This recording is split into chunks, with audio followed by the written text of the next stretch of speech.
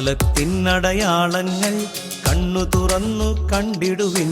കാലം അതിനുടെ അന്ത്യത്തിൽ കർത്താവിൻ വരവാഗതമായി.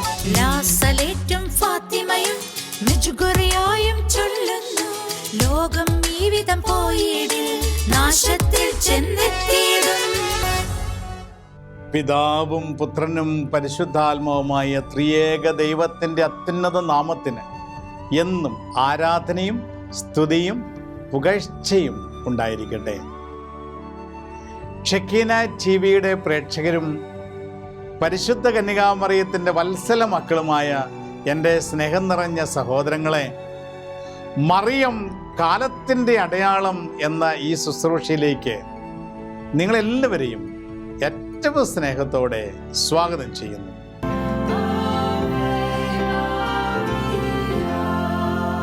നമ്മുടെ അമ്മയായ പരിശുദ്ധ കന്യകാമറിയം ലോകത്തിൻ്റെ വിവിധ ഭാഗങ്ങളിൽ പ്രത്യക്ഷപ്പെട്ട് നമുക്ക് നൽകുന്ന വിലയേറിയ സന്ദേശങ്ങളാണ് മറിയം കാലത്തിൻ്റെ അടയാളം എന്ന ഈ പരമ്പരയിലൂടെ നാം ശ്രവിച്ചുകൊണ്ടിരിക്കുന്നത്.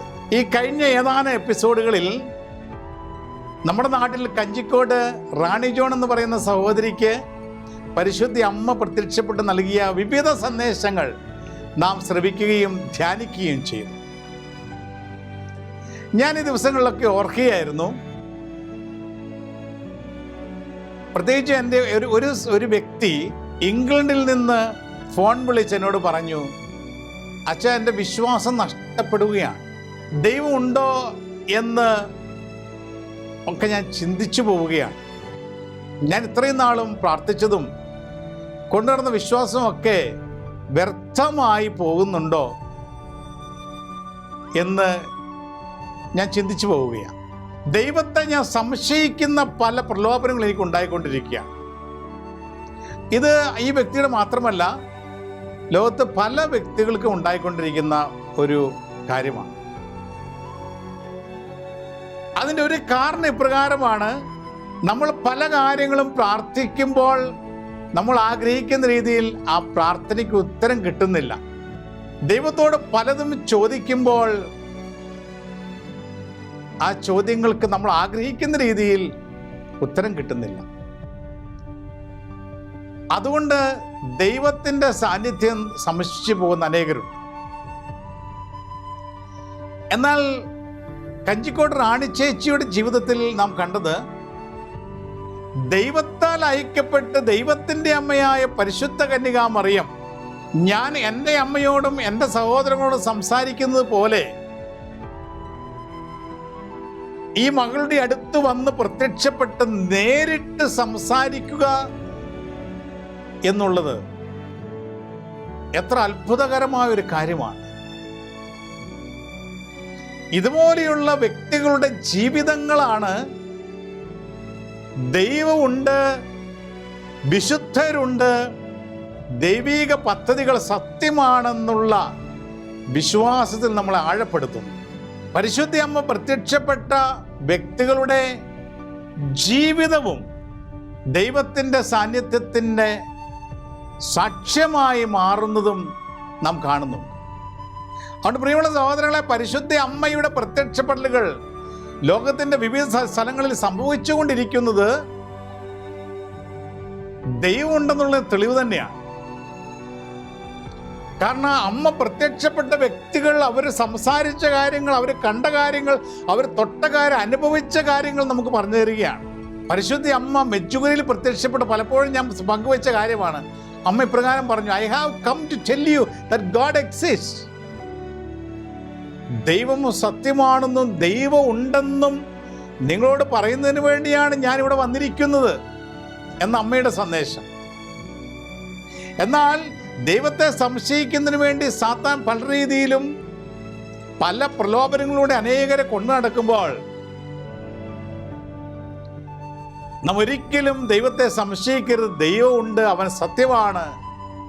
കർത്താവായ യേശുക്രിസ്തു വീണ്ടും വരുമെന്നുള്ള ആഴമുള്ള വിശ്വാസത്തിൻ്റെ അഗാധ തലങ്ങളിലേക്ക് ഈ നോമ്പുകാലത്ത് എത്തപ്പെടുവാൻ നമുക്ക് സാധിക്കണം. പലരും നമ്മളെ സംശയത്തിൽ എത്തിക്കാനുള്ള സാധ്യതകളുണ്ട്. ചിലരുടെ ചോദ്യങ്ങൾ നമ്മളെ സംശയത്തിൽ എത്തിക്കാം. ഞാൻ നേരത്തെ പറഞ്ഞ പോലെ നമ്മൾ പ്രാർത്ഥിച്ചിട്ട് ഉത്തരം കിട്ടാത്ത ചില മേഖലകൾ നമ്മളെ സംശയത്തിൽ എത്തിക്കാം. അതൊന്നും നമ്മളെ അസ്വസ്ഥതപ്പെടുത്തരുത്. പരിശുദ്ധ അമ്മയുടെ പ്രത്യക്ഷപ്പെടലിൽ ദൈവം ഉണ്ടെന്നുള്ളതിന് സത്യമായ തെളിവാണ്. അമ്മ പറഞ്ഞു തന്ന കാര്യങ്ങൾ, അമ്മ നേരിട്ട് സംസാരിച്ച വ്യക്തികൾ നമ്മളുമായി പങ്കുവയ്ക്കുമ്പോൾ അവരുടെ വളരെ വ്യക്തിപരമായ അനുഭവമാണ് പങ്കുവയ്ക്കുന്നത്. ഒന്ന് ചിന്തിച്ചു നോക്കിയേ, ഞാൻ എൻ്റെ വീട്ടിൽ ജീവിച്ചിരിക്കുന്ന അമ്മയോട് സംസാരിക്കുന്ന പോലെ റാണിച്ചേച്ചി പരിശുദ്ധ അമ്മയോട് സംസാരിക്കുന്നു, അമ്മേനെ കേൾക്കുന്നു, സ്വർഗീയ അനുഭവം ഉണ്ടാകുന്നു, സുഗന്ധം ഉണ്ടാകുന്നു, അമ്മ രക്തക്കണ്ണീർ പൊഴിക്കുന്നു. അതുപോലെ പരിശുദ്ധപരമ ദിവ്യകാരുണ്യം സ്വീകരിക്കാൻ ദിവ്യകാരുണ്യം വൈദ്യം കൊടുക്കാതെ തന്നെ നേരിട്ട് ദിവ്യകാരുണ്യമായി ചില വ്യക്തികളുടെ നാവിലേക്ക് കടന്നു വരുന്ന അനുഭവങ്ങൾ, മാലാഖ ദിവ്യകാരുണ്യം കൊടുത്ത അനുഭവങ്ങൾ. ചിലപ്പോഴൊക്കെ എൻ്റെ ജീവിതത്തിൽ ഇതുപോലെയുള്ള ചില സംശയങ്ങൾ ഉണ്ടാകുമ്പോൾ എനിക്ക് പരിശുദ്ധാത്മാവ് പറഞ്ഞു തന്നൊരു കാര്യമുണ്ട്. ദൈവത്തിന് അനന്തമായ കാരുണ്യത്തിൽ ഭാഷാവരം എന്ന് പറയുന്ന ഒരു വരം ഇന്ന് അനേകർക്ക് ദൈവം വാരിക്കോരി കൊടുക്കുന്നുണ്ട്. ഒരുപാട് പേർക്ക് ദർശനവരം കൊടുക്കുന്നുണ്ട്. അങ്ങനെ വളരെ പരിശുദ്ധാത്മാവിന്റെ വരങ്ങൾ കൊണ്ട് പലരെയും ദൈവം നിറച്ചിട്ടുണ്ട്. അപ്പം ഞാൻ പ്രാർത്ഥിക്കുമ്പോഴും എനിക്ക് ഭാഷാവരത്തിൽ പ്രാർത്ഥിക്കുവാൻ ദൈവം കൃപ നൽകിയിട്ടുണ്ട്. അപ്പം ചിലപ്പോൾ ചില സംശയങ്ങൾ ഉണ്ടാകുമ്പോൾ ദൈവത്തിൻ്റെ പരിശുദ്ധാത്മാവ് എന്നോട് പറയുകയാണ്, നീ ഭാഷാവരം മാത്രം ഒന്ന് ശ്രദ്ധിച്ചാൽ മതിയല്ലോ. ദൈവം ഉണ്ടെന്നുള്ള, സ്വർഗം ഉണ്ടെന്ന് ദൈവം ഉണ്ടെന്നുള്ള തെളിവല്ലേ അത്? കാരണം എന്തുകൊണ്ടാണ് നീ ദൈവത്തോട് പ്രാർത്ഥിക്കുക മാത്രമേ മറുഭാഷയിൽ നീ സംസാരിക്കുന്നത്? നീ സാധാരണ നിന്റെ കൂട്ടുകാരോട് സംസാരിക്കുക ഈ ഭാഷ വരില്ലല്ലോ. നീ സാധാരണ മറ്റെന്തെങ്കിലും ചെയ്യുമ്പോൾ ഈ ഭാഷ വരില്ലല്ലോ. എന്തുകൊണ്ട് നീ പ്രാർത്ഥിക്കുമ്പോൾ ദൈവവുമായി ഐക്യപ്പെടുമ്പോൾ മാത്രം ഈ ഭാഷ വരുന്നു? ഈ ഭാഷാവരം എന്ന് പറയുന്ന ഈ ഒരു കാര്യം നിനക്ക് തന്നെ ഉണ്ടാക്കാൻ പറ്റുന്ന ശബ്ദമാണ്. അല്ല, ഞാൻ എത്ര പരിശ്രമിച്ചാലും അതിനോടനുബന്ധിക്കുന്ന ചില ഒച്ചയൊക്കെ ഉണ്ടാക്കാന്നല്ലാതെ ആ ഭാഷാവരത്തിൽ പ്രാർത്ഥിക്കുന്ന അനുഭവം എനിക്ക് കിട്ടില്ല. അതുകൊണ്ട് ഭാഷാവരം എന്നുള്ളത് അത് പരിശുദ്ധാത്മാവിൻ്റെ ഇടപെടലാണെന്നും അത് ദൈവം ഉണ്ടെന്നുള്ളതിൻ്റെ ഒരു തെളിവായി നിനക്ക് കണക്കാക്കാൻ പറ്റുമല്ലോ എന്ന് പരിശുദ്ധാത്മാവ് എന്നോട് പറഞ്ഞപ്പോൾ അതെന്നെ വലിയൊരു ആഴമുള്ള വിശ്വാസം കൊണ്ടെത്തിച്ചു. കാരണം അതെൻ്റെ അനുഭവമാണ്. ഈ ലോകത്ത് മറ്റൊന്നും എനിക്ക് ഭാഷ തരാൻ പറ്റില്ല. ആ ഒരു ശബ്ദം അത് ഞാൻ ദൈവത്തോട് പ്രാർത്ഥിക്കുക മാത്രം ലഭിക്കുന്നതാണ്. പ്രാർത്ഥന കഴിഞ്ഞാൽ പിന്നെ അതെനിക്കില്ല. അതെവിടെ നിന്ന് വരുന്നു? അത് സ്വർഗത്തിൽ നിന്ന് വരുന്നു, പരിശുദ്ധാത്മാവ് നൽകുന്നു. അതുകൊണ്ട് സ്വർഗത്തിൻ്റെ ചെറിയൊരു അംശത്തിൻ്റെ, ഒരു അഭിഷേകത്തിൻ്റെ ഒരളവ്, ഒരു തരി മാത്രമാണ് നമുക്ക് ലഭിക്കുന്നത്. എങ്കിൽ സ്വർഗത്തിൽ നിറഞ്ഞിരിക്കുന്ന തമ്പുരാനെ മനസ്സിലാക്കാനുള്ള ബുദ്ധി മനുഷ്യനുണ്ടോ? ഇല്ല. അതുകൊണ്ടാണ് വിശ്വാസത്തിൽ ആഴപ്പെട്ട് വേണം നമുക്ക് ദൈവത്തെ മനസ്സിലാക്കുവാൻ, ദൈവത്തെ അനുഭവിക്കാനും നാം പരിശ്രമിക്കേണ്ടത്. അതാണ് പരിശുദ്ധ അമ്മ നമുക്ക് പറഞ്ഞു തരുന്നത്. വിശ്വാസത്തിൽ ആഴപ്പെടുക. ദൈവം ഉണ്ട് എന്നുള്ള സത്യമാണ്. അത് ഇനി ഒരിക്കലും ദൈവമില്ല എന്ന് ചിന്തിച്ച് ഈ ലോകത്തിന് വഴിയിലൂടെ നടക്കുവാനുള്ള തിന്മയുടെ പുറകെ പോകരുത്. അത് അപകടകരമാണ്. പ്രിയമുള്ള സഹോദരങ്ങളെ, റാണിച്ചേച്ചിക്ക് പരിശുദ്ധ അമ്മ പ്രത്യക്ഷപ്പെട്ട് നൽകിയ മറ്റു വലിയ സന്ദേശമാണ് നമ്മുടെ ഈ കാലഘട്ടത്തിൽ ദൈവത്തിൻ്റെ ഒരു ശുദ്ധീകരണത്തിൻ്റെ അനുഭവം ഉണ്ടാകാൻ പോകുന്നു. ഒരു ശുദ്ധീകരണ അനുഭവം. ഈ അനുഭവത്തിലൂടെ നമ്മൾ ഓരോരുത്തരും കടന്നു പോകുന്നു എന്നുള്ള ഒരു മുന്നറിയിപ്പ് പരിശുദ്ധ അമ്മ റാണി ചേച്ചിക്ക് നൽകിയുണ്ടായി. അതിൻ്റെ കൂടെ അമ്മയെ കൂട്ടിച്ചേർത്തു, അധികം താമസിയാതെ അഗ്നി കൊണ്ട് നിങ്ങൾ നവീകരിക്കുവാൻ പോകുന്നുവെന്ന്. ഒരു അഗ്നി ശുദ്ധി ചെയ്യുന്ന ഒരു ശുദ്ധീകരണത്തിൻ്റെ അനുഭവം ഉണ്ടാകാൻ പോകുന്നു എന്ന് പരിശുദ്ധ അമ്മ മുന്നറിയിപ്പ് നൽകിയിട്ടുണ്ട്. നമ്മൾ ഈ നോമ്പുകാലത്തിലൂടെ കടന്നു പോകുമ്പോൾ നിങ്ങളെ ഒരു ശുദ്ധീകരണ അനുഭവത്തിലൂടെ കടത്തിവിടാൻ ദൈവം ആഗ്രഹിക്കുന്നുവെന്നും ഏറെ താമസിയാതെ ഒരു അഗ്നിയുടെ ശുദ്ധീകരണം ഈ ലോകത്ത് സംഭവിക്കാൻ പോകുന്നു നമ്മൾ പറയുമ്പോൾ പ്രിയമുള്ളവരെ, നമ്മളെ കാലഘട്ടത്തെ ഒന്ന് തിരിച്ചറിയുന്നത് നല്ലതാണ്. രണ്ടാം ലോക മഹായുദ്ധ കാലത്ത്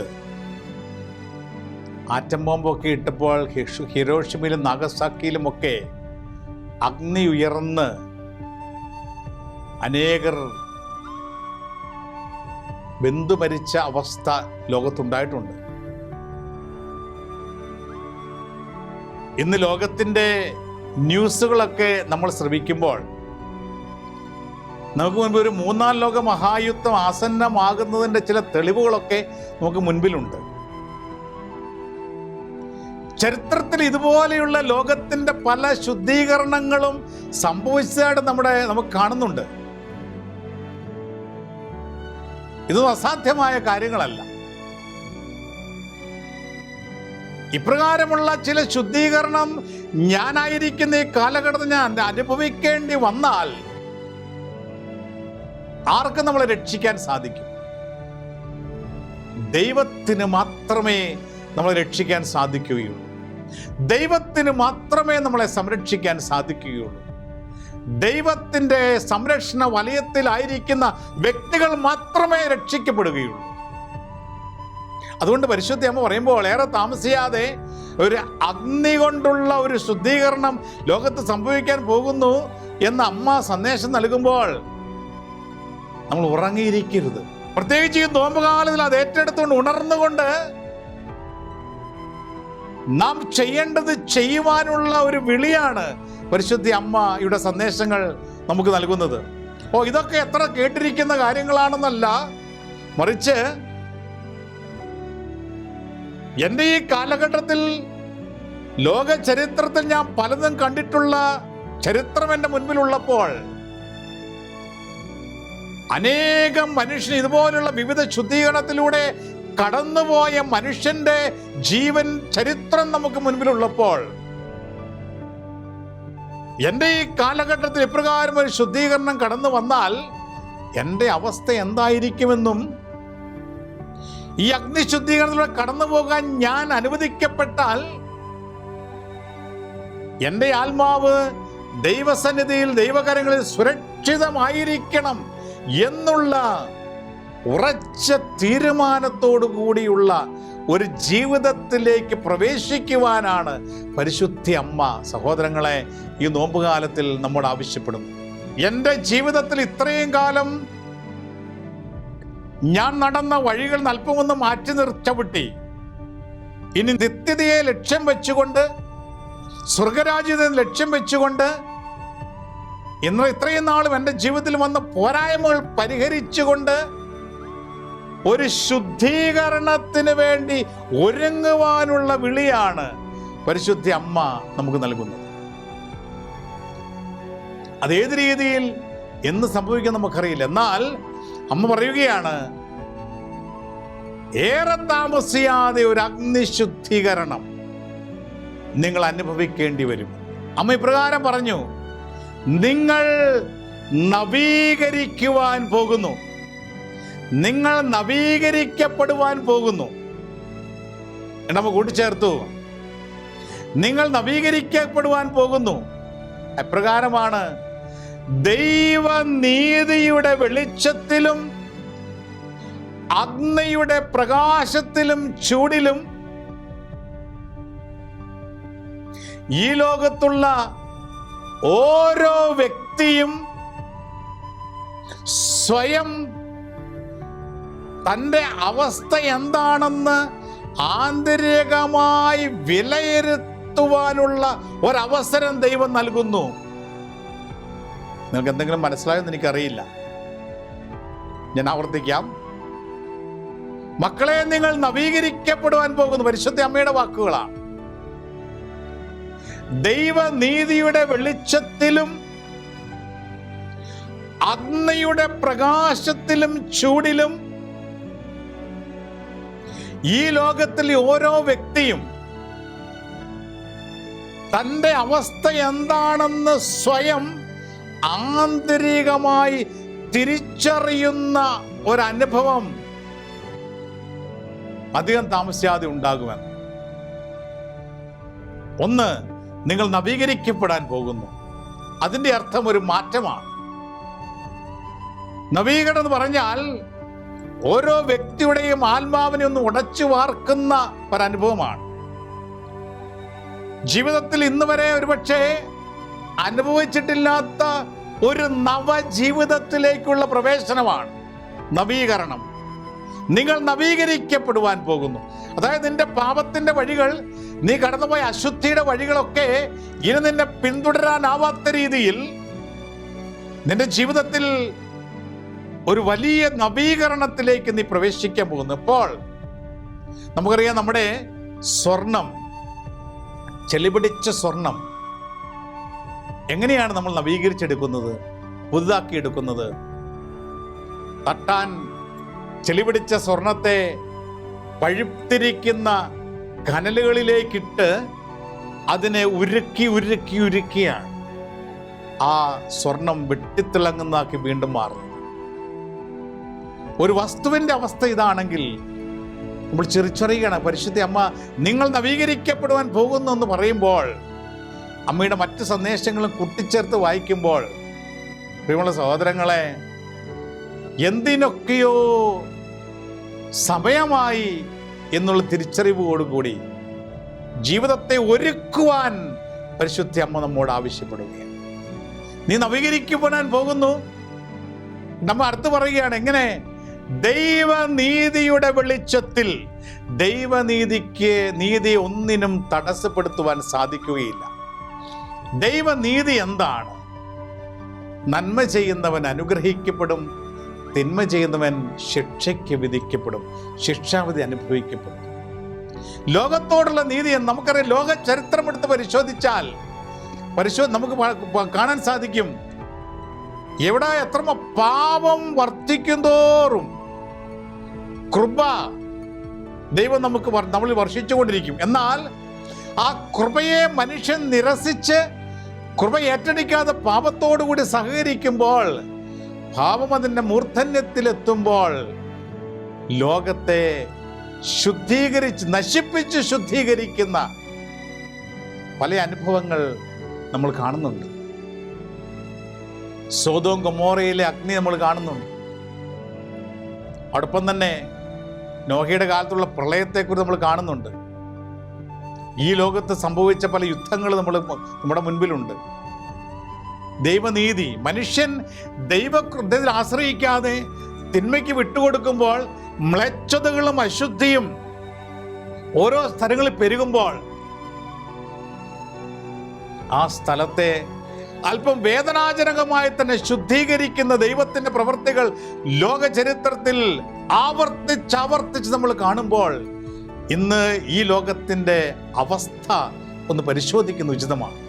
പരിശുദ്ധ അമ്മ പറയുക, ദൈവനീതി വെളിപ്പെടുന്ന ഒരു സമയമായി. ദൈവനീതിയുടെ വെളിച്ചത്തിലും, അടുത്ത അമ്മയുടെ വാക്കുകൾ, അഗ്നിയുടെ പ്രകാശത്തിലും ചൂടിലും. പല രീതിയിലുള്ള ഒരു അഗ്നി ശുദ്ധീകരണത്തെക്കുറിച്ച് അമ്മ പറഞ്ഞു തരുമ്പോൾ, എന്താണ് ഈ കാലഘട്ടത്തിൽ സംഭവിക്കുമെന്ന് നമുക്കറിയില്ല. ചില ശാസ്ത്രജ്ഞന്മാർ പറയുന്നുണ്ട്, 2050 ആകുമ്പോഴത്തേക്കും ലോകത്ത് ചൂട് കൂടി മനുഷ്യന് ജീവിക്കാൻ സാധിക്കാത്ത അവസ്ഥ എത്തുമെന്ന്. നമുക്കറിയാം, നമുക്കിപ്പോഴും മിഡിൽ ഈസ്റ്റിലൊക്കെ പോയി കഴിഞ്ഞാൽ കാണാൻ സാധിക്കും, സമ്മറിൽ അതിശക്തമായ ചൂട്.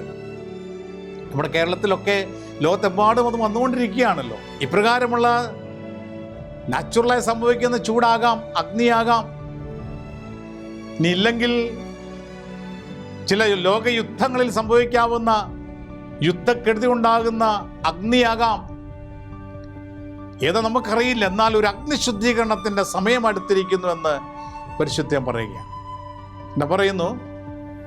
അഗ്നിയുടെ പ്രകാശത്തിലും ചൂടിലും ലോകത്തുള്ള മനുഷ്യന്